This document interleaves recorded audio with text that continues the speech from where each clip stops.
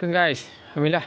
Hari ni saya nak tunjuk satu penemuan yang agak mengejutkan untuk saya lah, dan juga pada tuan-tuan lah, saya rasa.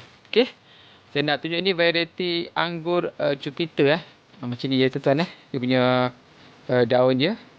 Saya tak sembuh sangat dengan racun, jadi sebab tu kena serangan perosak. Okey.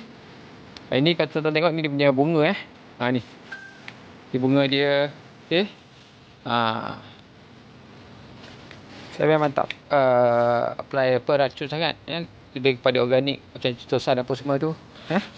So kat sini kita ada lebih kurang dalam 1, 2, 3 dan satu lagi yang paling mengejutkan saya tuan-tuan, ini tuan-tuan tengok sendiri dia atas lantai tuan-tuan nampak lantai.